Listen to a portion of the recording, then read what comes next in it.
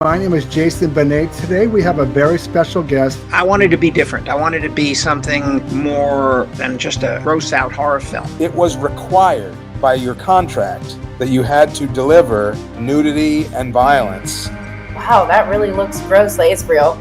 We were actually in the cave, so there weren't any crocodiles there. The water was freezing. We didn't actually swim in them. You know, I was scared, but I really liked the rush of it. I'm a huge Dario Argento fan. I would happily have a giallo night. The Thing and The Stuff. It sounds like I'm just saying gibberish, but those are names of movies. The horror genre always evolves into something you're not expecting. Why are we going here if everyone's died in this house? I was actually scared as we were running through it. Most of these guys who play really horrible characters are such sweet guys. Part of this ongoing cult. Anytime there's something spooky to be seen or heard or read, I'm there. Horror has always felt like home to me. Benet's Bloody Bits. Welcome to Triple B. My name is Jason Benet. Wes Craven had an uphill battle through the 70s with films like Last House on the Left, The Hills Have Eyes. Eventually he directed Swamp Thing and Deadly Blessing, but he really didn't have that breakout box office hit that he was looking for. Then comes 1984's A Nightmare on Elm Street, where Wes introduces us to this dream demon, this figure, this serial killer monster that nobody had ever seen before, and Freddy Krueger. In real life, he was a child killer, eventually got caught by the police, went to court, got away with all the stuff that he did on a technicality. The parents on Elm Street who had lost their kids to him, killed him, burned him up, figure he's gone forever. But he comes back in the dreams of the children of the Elm Street parents and wreaks havoc on their life. Nancy Thompson is the main character in A Nightmare on Elm Street, along with her friends, including Glenn, played by a future superstar Johnny Depp. And in the original film, Freddy Krueger's scary. He's not cracking jokes. He's not one-lining things. He's just a vicious monster set out hell-bent on killing every kid of Elm Street in his sight. It was a box office hit for New Line Cinema. And anytime a movie makes films, you know what's next. Sequelitis sets in. And literally the next year we get A Nightmare on Elm Street 2, Freddy's Revenge, which Freddy still stays dark. It's more of a possession tale, one of the most homoerotic horror films ever made. I think everybody's in agreement on that. That did fairly well at the box office. Never is compared to the original as far as quality. It's just not as good. But then we get to A Nightmare on Elm Street 3, Dream Warriors. And we get Chuck Russell as the director, Frank Darabont as the writer. And then the whole Elm Street rubber reality world of Freddy's landscape and where he hides and seeks out these teenagers. It's a labyrinth of horrors. And the mythology gets opened up so much. And I feel Dream Warriors is even better than the original. It's not as scary, but it's just more fun to be had. It opens up different portals and tunnels. It's kind of like Hellbound Hellraiser 2 to Hellraiser. It just has more, doesn't have to explain things. We know who Freddy Krueger is, and they're running wild with it. And what works the best for Dream Warriors is the acknowledgement of these teenagers that they can go into Freddy's world and have powers of their own and try to fight him. But little do they realize that Freddy, even if you quote unquote kill him, he's just going to come back. You cannot kill him in the dream world because that's just where he reigns supreme. So we get Nancy Thompson is back in Dream Warriors, but we also get Kirsten, Kincaid, and Joey, and they are the main three Dream Warriors. They're the ones that make it to the end of the film. They return for A Nightmare on Elm Street 4, The Dream Master. Unfortunately, Patricia Arquette's character, Kristen, gets recast, so that's not very cool. But Kincaid and Joey are back, the same actors. But within the first 20 minutes, they're all killed off. And you literally have to start over caring about a new set of characters. And that comes in the form of Alice and her group of friends. She has a crush on the football player, quarterback, Dan, and she eventually gets the powers of her friends as they get killed off. At the end of the film, the souls of Freddy's victims come crashing through his chest, and we think he gets killed. But look, you can never keep a good boogeyman down. So Alice lives, Dan lives, Freddy dies, but we know he doesn't die. And then we're jumping forward to 1989's A Nightmare on Elm Street 5, The Dream Child, directed by Stephen Hopkins. He's best known for going on to do quite a few Hollywood hits. The Ghost in the Darkness with Val Kilmer, Lost in Space, The Reaping with Hilary Swank, Predator 2, which is a superb follow-up to Predator. But now Alice and Dan are a couple. The beginning of the film, they're in bed together. They're getting frisky, and Alice is having recurring nightmares that Freddy Krueger has returned, but she thought she put him to rest, and she's starting to question her sanity. She mentions to Dan that, hey, I think that Freddy's come back, and he's like, how is this possible? Come to find out, she's pregnant with Dan's baby. So Freddy is using the dreams of her unborn child to make his way back in the world. So Alice has a nightmare about the whole son of 100 maniacs. We kind of heard about that chant being sung and talked about in the films.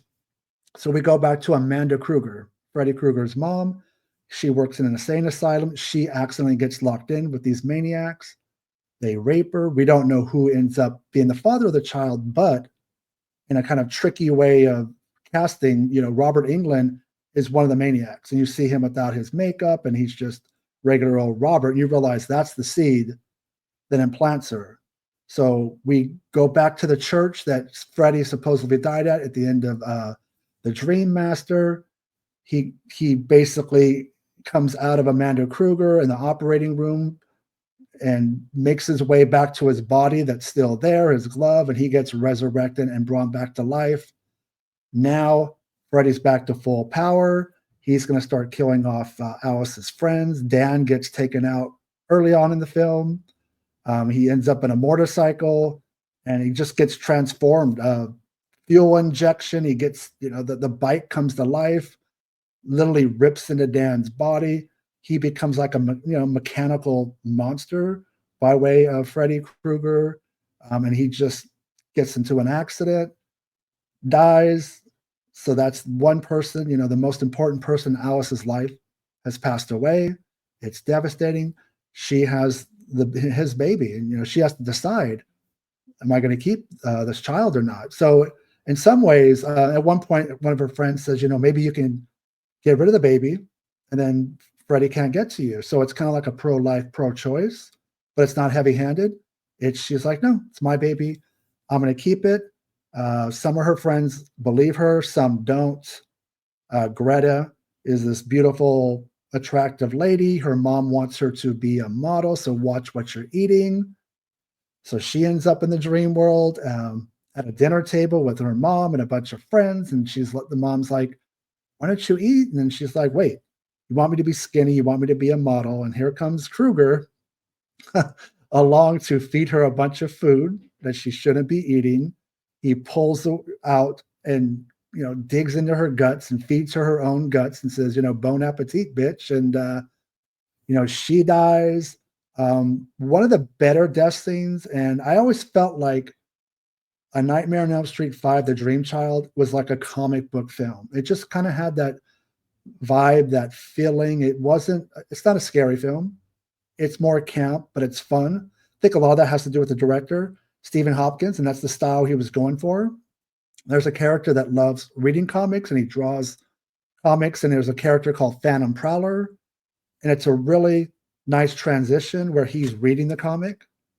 He gets sucked into Freddy's dream world, but he gets to be this powerful person because he's a very meek, shy individual in real life, but then he gets to be the Phantom Prowler, pulls out these guns and just starts blowing Freddy away, thinks he's got him down, taken out. And unfortunately, Freddy never dies.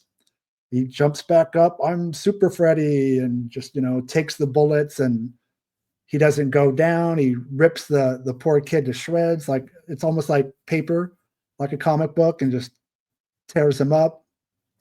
He dies.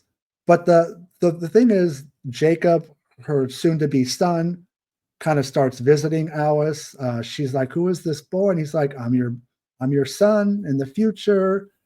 And so the key to the film is Freddy, Jacob, Alice, using Jacob, when he's in mom's womb, to use it against Alice. That's how he is resurrected. But it's also how you can kill him. And eventually we get to the end of the film, and it's like a labyrinth. Things are upside down. There's stairs going everywhere, and it kind of goes to the trippy vibe of the film. A Nightmare on Elm Street 5: The Dream Child. I wasn't the biggest fan of it when it first came out, but now looking back at it, it hits me a little bit different. The whole setting, 1989. That's the graduating class of the young characters in this film. That's also when I graduated high school. I realize now you have to watch certain A Nightmare on Elm Street films not for the scares, but for the entertainment value. As far as I'm concerned, there's only 3 scary ones. That's the original, Dream Warriors, and Wes Craven's New Nightmare. Unfortunately, Alice doesn't return in part 6. Freddy's Dead: The Final Nightmare. For some reason, they could have totally taken her story into the next chapter, which was in 3D. They didn't. Wes Craven got a hold of things and kind of rebooted it with New Nightmare, which is a meta masterpiece. Eventually, Freddy Krueger goes on to battle Jason Voorhees in Freddy versus Jason. And then really the only person that was truly capable of killing off Freddy Krueger was Michael Bay and Platinum Dunes with their 2010 remake. We haven't seen Freddy in 15 years. I don't know if he's ever coming back. I want to say the rights are most likely still with Warner Brother and New Line Cinema. I don't know, since Wes Craven's passing, as things got into legal entanglements, why Freddy Krueger hasn't come back. I don't think Warner Brother, it's a top priority from them. They got the Conjuring universe, which makes a ton of money for them. So I don't see them it being like the first thing on their mind. But I do appreciate The Dream Child more. I am in defense of the film. I think it's entertaining. It's fun. It's by a young director who is kind of making his mark in Hollywood. I like the whole, the bastard son of, 100 maniacs, and we get that storyline. It's kind of like a prequel and a sequel together, but the prequel part of it doesn't take up a lot of the runtime. But at no point in the film is Freddy Krueger scary. It's more entertaining, starting with Dream Warriors, moving on to Freddy's Dead: The Final Nightmare.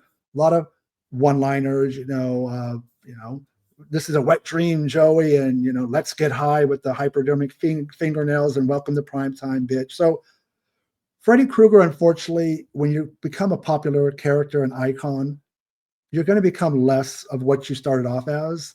Freddy started off as scary, but once you start getting cast in music videos, you get your own television show like Freddy's Nightmares, you can't be scary anymore. When you get action figures and blankets and socks. And so as much as a fan, I would like every A Nightmare on Elm Street film to be scary. It's just not possible. Same thing happened with Jason Voorhees and Michael Myers. Once you become a box office hit, then you become commercialized, then you become like property, and it's like a bowl of cereal. You just become like a marketing tool, and things are never the same. You can never go back. And but I do enjoy A Nightmare on Elm Street 5: The Dream Child. It's just got a lot of trippy visuals, some great creative kills, which has always been the staple of that series. I do hold the Elm Street franchise in the highest regard. I think it's the best of all the horror franchises, just because of the rubber reality of the films, that you can do so much. It's just not slice and dice. You can be creative. A lot of makeup artists at the time really got to go crazy and let loose on these films, and it shows. There's just a lot of fun to be had. You make a film like this now, and you're going to probably get as much computer generated effects as you do practical makeup effects. But yeah, I actually watched this on DVD a couple days ago. I have not upgraded my Elm Street films. I still have that DVD box set with the 3D glasses. It still holds up. I never picked up the Blu-ray. I have heard talks of a 4K box set coming this year. The only thing that I'm not a fan of in the DVD box set is Dream Child. Dan's death and Greta's death are both censored. I know the MPAA in the late 80s was really like cracking down on and gore and violence in horror films, and it's really not that big of a deal. I'm not sure why it was cut, but the DVD that I have, it's both shortened and it really affects the film. If anybody out there owns the Blu-rays that came out, is Dream Child uncut? I'm hoping the 4K, if they do get released, everything is intact and not messed with.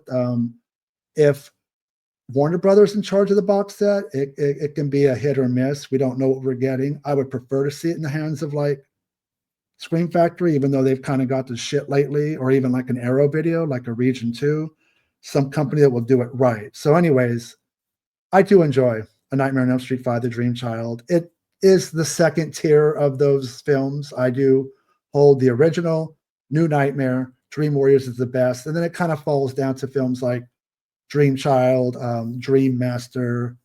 I do love Freddy versus Jason as well. Not been the biggest fan of Freddy's Revenge. I know a lot of people do enjoy that one, but I always thought it was weak sauce and not that great. But I do like Dream Child. But what do you guys think? Does Freddy Krueger deserve to be coming back? Should we just leave him dead and buried and in the past? Do you like the Dream Child like I do? I not being an apologist, I do like the film. And it was kind of comfort food to go back and watch it. It's just something you watch on a Saturday night, late at night, and you get a kick and you remember a different time where Robert Englund was like the biggest star in horror, and he just kind of like ruled the world. But thank you guys for watching. Stay scared. Talk to you soon.